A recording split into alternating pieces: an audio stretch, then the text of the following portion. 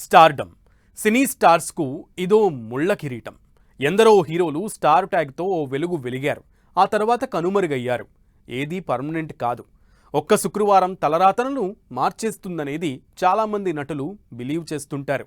Toxic hero Yash కూడా ఈ రకమైన కామెంట్సే చేశారు. కానీ ఆయన వ్యాఖ్యలు కాంట్రవర్సీ అవుతున్నాయి. టాలీవుడ్ స్టార్స్ను ఉద్దేశించే యష్ మాట్లాడారని సోషల్ మీడియాలో రచ్చ అవుతుంది. ఇందుకు యష్ మాట్లాడిందేంటి? ఎందుకంత చర్చ జరుగుతోంది?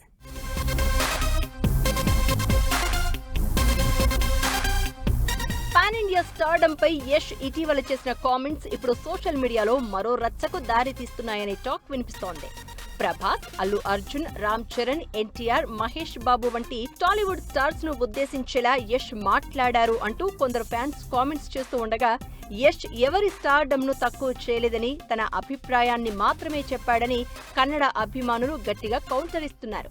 దీంతో సోషల్ మీడియాలో రెండు వర్గాల మధ్య పోస్టులు, కామెంట్ల వార్ నడుస్తోంది. పాన్ ఇండియా స్టార్ అనే ట్యాగ్ను మీడియా ఇచ్చింది మాత్రమే కాదు, తమ హీరోలు సాధించిన విజయాలే ఆ స్థాయిని తీసుకొచ్చాయని టాలీవుడ్ స్టార్స్ ఫ్యాన్స్ కౌంటర్లు ఇస్తున్నారు. దీంతో ప్రస్తుతం Yash fans versus Tollywood stars fans అనే కొత్త ఫ్యాన్ వార్ నడుస్తోంది.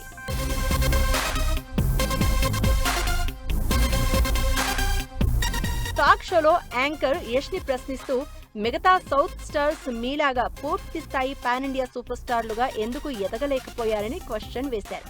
ఈ ప్రశ్నకు ఆన్సర్ ఇచ్చిన యష్, స్టార్ ఇమేజ్ శాశ్వతం కాదని స్పష్టం చేశాడు. పాన్ ఇండియా స్టార్ అనే పదం మనం చేసే పనిని బట్టి వచ్చే ఒక టెర్మినాలజీ మాత్రమే అని, చిత్ర పరిశ్రమలో ఏ ట్యాగ్ కూడా పర్మనెంట్ గా ఉండదు అన్నారు. సినిమా ఇండస్ట్రీలో ఒకే ఒక శుక్రవారం బాక్సాఫీస్ ఫలితం ఎవరి భవిష్యత్తునైనా మార్చేయగలదు అని చెప్పారు. శుక్రవారం థియేటర్లో వచ్చే తీర్పును బట్టి స్టార్లు, పాన్ ఇండియా హోదాలు మారిపోతూ ఉంటాయని, కాలంతో పాటు విజయాలు రావడం పోవడం సహజం అన్నాడు యష్. ఆయనిచ్చిన సమాధానంపై టాలీవుడ్ ఫ్యాన్స్ తీవ్ర ఆగ్రహం వ్యక్తం చేస్తున్నారు.